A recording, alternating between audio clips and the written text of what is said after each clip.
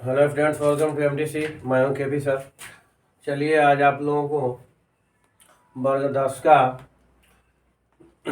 1 number का question, objective type question बनवाने जा रहा हूं। इस वीडियो में आज आप लोगों को ऑब्जेक्टिव 10 क्वेश्चन बनाऊंगा। कितने क्वेश्चन बनाऊंगा? 10 क्वेश्चन बनाऊंगा। तो चलिए पहले आप लोग देखिए। पहला क्वेश्चन आपसे कहा गया है कि समीकरण युग्म 2x + 3y = 5 तथा 4x + 6y = 15 का है एक अद्वितीय हल, अनंत हल, कोई नहीं, कोई हल नहीं, इनमें से कोई नहीं। पहले आंसर समझिए, क्वेश्चन समझिए। एक अद्वितीय हल होगा, फिर कह रहे हैं कि अनंत हल होगा, कोई हल नहीं, मतलब इसका कोई हल नहीं होगा, इनमें से कोई नहीं। इसका मतलब कि जो आपको 3 ऑप्शन दिया गया है, इनमें से कोई भी ऑप्शन इसका हल नहीं है। यही आपको डी कह रहा है। तो चलिए देखिएगा कि इसमें क्या आपका आ जाएगा। यहाँ पर 2 है और यहाँ पर 4 है। तो जैसा कि आप लोग जानते हैं कि इसको A1 मानते हैं और इसको A2 मानते हैं। तो A1 बाटा A2 बराबर, अब 2 ऊपर और 4 नीचे, यानी 1/2।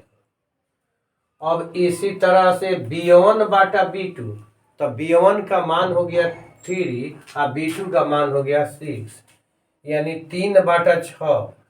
तो B1 बाटा B2 भी बराबर हो गया। आप 5 3 15, C1 बाटा C2 भी बराबर हो गया। तो पिछले वीडियो में हम बताए थे कि यदि आपको ये तीनों बराबर हो जाए तो क्या होता है, आलेख जब तीनों बराबर होगा तो समपाती हो जाएगा। आलेख आपका समपाती हो जाएगा। तो जो ही आलेख समपाती होगा तो इसका मतलब हुआ कि हल कितने होंगे? अनंत हल होंगे। आलेख समपाती, हल अनंत। आलेख समानांतर, कोई हल नहीं। आलेख प्रतिच्छेदी, एक अद्वितीय हल। तो क्या आपका क्या मिल रहा है? समपाती मिल रहा है। आलेख आपका समपाती मिल रहा है। तो समपाती का मतलब किसका? अनंत हल हो जाएगा।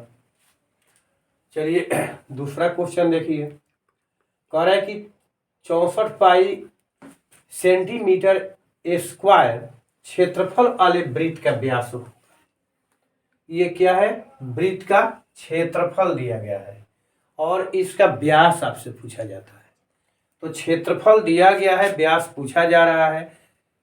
तो क्षेत्रफल से व्यास डायरेक्ट नहीं निकाल सकते हैं, उसके लिए आपको त्रिज्या निकालना पड़ेगा। तो वृत्त का क्षेत्रफल होता है πr²। ये आपका वृत्त का क्षेत्रफल हो जाएगा और ऑलरेडी इसका वैल्यू आपको दिया गया है कितना? 64 पाई। तो इसके बराबर में आप 64 पाई लिख दीजिए। अब देखिए पाई से पाई आपका कैंसिल हो जाएगा, यानी कट जाएगा। अब r² बराबर 64, तो 64 कितना का हो जाता है स्क्वायर? 8 का, और 64। तो ये स्क्वायर से स्क्वायर कट जाएगा, यानी r बराबर 8 सेंटीमीटर। आपसे पूछा क्या गया है? व्यास। तो व्यास बराबर होता है 2r। तो 2r कीजिएगा तो कितना हो जाएगा? 8 दूना 16। चलिए आपका ये आंसर हो गया। नेक्स्ट क्वेश्चन देखिए। वृत्त की सबसे बड़ी जीवा होती है। तो वृत्त की सबसे बड़ी जीवा को व्यास कहा जाता है। निम्न में कौन द्विघात समीकरण है? अब देखिए आपसे द्विघात समीकरण पूछा जा रहा है कि कौन द्विघात समीकरण है। तो द्विघात समीकरण का प्रारूप अपने दिमाग में लाइए। क्या होता है? ax² plus bx plus c equal to 0। ये आपका द्विघात समीकरण का प्रारूप होगा। अब देखिए यहाँ पर x के पावर 3 है और ये होल स्क्वायर है। यदि होल स्क्वायर को तोड़िएगा तो ये x² हो जाएगा प्लस 2x हो गया और प्लस 1 हो जाएगा। तो ये आपका यहाँ भी लाइएगा तो घात इसका 3 है, इसका घात 2 है, तो कैंसिल नहीं होगा। इसका मतलब कि आपका ये आंसर नहीं होगा। यहाँ पर देखिए, यहाँ जो आपका x है इसका पावर कितना है? 1 है, और यहाँ पर जो x है इसका पावर कितना है 1/2, यानी फर्स्ट जो आपका टर्म है यानी फर्स्ट पद है वो तो लागू हो जाता है, लेकिन सेकेंड टर्म आपका लागू नहीं होता है, सेकेंड पद आपका लागू नहीं हो रहा है, क्योंकि ये x का जो पावर होगा वह पॉजिटिव पूर्णांक होना चाहिए, तभी वह बहुपद होगा। लेकिन यहाँ पर क्या हो जाएगा, पॉजिटिव पूर्णांक न हो करके ये परमेय हो जाएगा, 1/2 हो जाएगा, ये भी नहीं होगा। अब चलिए इसके बारे में सोचिए कि ये हो सकता है क्या, तो चलिए इसको देखते हैं। तो 3x² तो आपका यहाँ पर हो जाएगा, और यहाँ पर आपका 2 है, इसका हल करेंगे तो ये 9 हो जाएगा, ये हो गया -6x + x। तो ध्यान दीजिएगा कि यहाँ 3x² है और यहाँ पर आपका x² हो गया, ये तो कटेगा नहीं घटेगा, क्योंकि बराबर होता यहाँ भी 3x² आ जाता तो कट जाता, तो यह भी नहीं होता, लेकिन ऐसा है नहीं, इसमें से घटेगा, तो पूरी कैलकुलेशन के बाद आपका जो इस फॉर्म आ जाएगा वह ax² + bx + c का फॉर्म ऑलरेडी आ जाएगा। तो इसका मतलब कि आपका ये सही है, यही आपका द्विघात समीकरण का क्या हुआ, द्विघात समीकरण हुआ।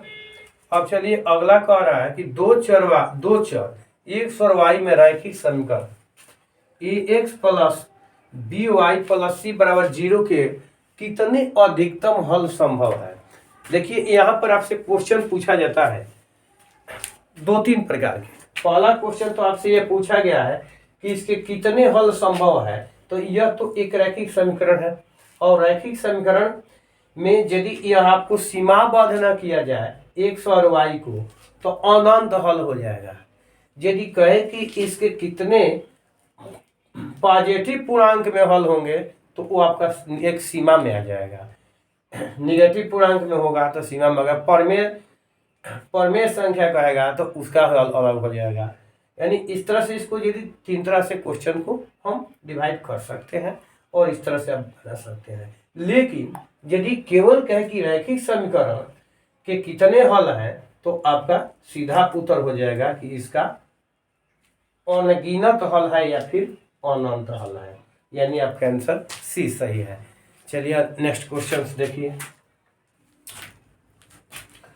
त्रिभुज ABC एक समकोण त्रिभुज है जिसमें कोण B = 90 डिग्री है, तो cos A + B का आपका मान पूछा जा रहा है। पहले ध्यान दीजिएगा कि A + B का, क्योंकि C आपका 90 डिग्री है तो A + B कितना हो जाएगा, C यदि 90 है तो A + B आपका हो जाएगा, B कितना हो जाएगा, A + B का मान भी हो जाएगा 90, तो आपका हो गया cos 90, और cos 90 बराबर sin 90 बराबर कितना होता है 1, तो cos 90 बराबर 1, कहीं 1 है, ये हो जाएगा। इसी तरह त्रिभुज AB यदि 3 सेमी त्रिज्या वाले एक वृत्त पर खींची गई 2 स्पर्श रेखाएं परस्पर 60 डिग्री के कोण पर झुकी हो तो प्रत्येक स्पर्श रेखा की लंबाई आपसे पूछी जा रही है। देखिए आपका इस तरह से बनाया हुआ है, यहाँ पर ऐसे है, ये त्रिज्या हो गया और इसका कितना है 3 सेमी दिया गया है, और इसके बाद में क्या कह रहा है कि ये जो कोण है पूरा आपका 60 डिग्री है, तो ये हो गया 30 डिग्री, और जब ये आपका 30 डिग्री हो गया, नहीं दिखाई पड़ इधर देते हैं, ये 30 डिग्री हो गया, और ये 90 डिग्री का हो जाएगा तो एक कोण हो जाएगा, और ये 30 डिग्री हो गया, ये लंब हो गया, तो आपसे क्या पूछा जाएगा, आसपास संख्या आधार पूछा जा रहा है, तो tan 30 डिग्री बराबर कितना होता है, tan 30 डिग्री बराबर लंब बटा आधार, यानी 3 बटा आपका जो स्पर्श रेखा की लंबाई है l हो जाएगी, तो tan 30 डिग्री का मान 1/√3 और 3/3, यानी l बराबर आपका हो गया 3√3। देखिए कोई 3√3 है, ये चलिए एक समबाहु त्रिभुज ABC की भुजा 12 सेंटीमीटर इसकी ऊंचाई होगी, तो समबाहु त्रिभुज की ऊंचाई बराबर कितना होता है √3/2 गुना भुजा होता है ऊंचाई बराबर या सिर्फ लंब बराबर, तो यहाँ से आपका जैसे कि 2 आ गया ना, तो कोई दिक्कत नहीं है, √3/2 इसका कितना दे रहा है 12 दे रहा है, तो 2 से कैंसिल कर दीजिए, 6√3 कहीं आपका है क्या, देखिए 6√3 2 गो है, एगो 6√3 सेंटीमीटर है, एगो मीटर है, देखिए किस में दिया है सेंटीमीटर में दिया है, इसलिए आपका ये हो जाएगा, वो नहीं होगा। बिंदु x y की मूल बिंदु से दूरी, किसी भी बिंदु के मूल बिंदु से दूरी होती है तो उसी का वर्ग करके जोड़ देते हैं, तो यानी ये हो जाएगा ये, क्योंकि मूल बिंदु का निर्देशांक 0 0 होता है, तो इस तरह से आपका ये √x² + y जाएगा। द्विघात समीकरण के x square minus P x plus 4 बराबर 0 के मूल बराबर हो, तो पी का आपसे मान पूछा जा रहा है, तो मूल बराबर होगा तो या कुछ भी मूल हो डी निकालते हैं। तो डी बराबर क्या होता है, बी स्क्वायर माइनस 4ac, तो बी के स्थान पर माइनस पी है तो ये हो गया माइनस 4ac, 4 और सी का मान हो, सी का मान 1 और ए का मान 1, तो इसका क्या हो जाए 0। अब 0 क्यों होगा, इसलिए कि यहाँ मूल बराबर कह रहा है। यदि मूल बराबर नहीं होता, वास्तविक होता, असमान होता, तो ये ग्रेटर देन हो जाता, या कोई मूल नहीं होता तो ये लेस देन हो जाता। तो इसमें आपका 3 क्वेश्चन मैंने बता दिया। अब देखिए किसी भी ऋणात्मक संख्या का वर्ग सदैव धनात्मक होता है, किसी भी ऋणात्मक संख्या का वर्ग सदैव धनात्मक होता है। तो इस तरह से आपका ये पी स्क्वायर हो जाएगा, और इसको जब माइनस में है बराबर के दाहिने ले जाएंगे तो ये प्लस में हो जाएगा, 16 हो जाएगा। और देखिएगा चूंकि यह द्विघात समीकरण है, तो द्विघात समीकरण में क्या प्लस माइनस आपको दोनों पढ़ना होता है। किसी भी समीकरण का मूल प्लस माइनस, यदि द्विघात समीकरण में है तो प्लस माइनस दोनों होगा। तो इस तरह से पी का जब वर्गमूल कीजिएगा तो ये प्लस माइनस दोनों हो जाएगा। तो प्लस माइनस इसको 16 यानी प्लस माइनस आपका 4 हो जाएगा। देखिए कहीं प्लस माइनस 4 है तो हो गया। चलिए अब आपसे मिलते हैं नेक्स्ट वीडियो में।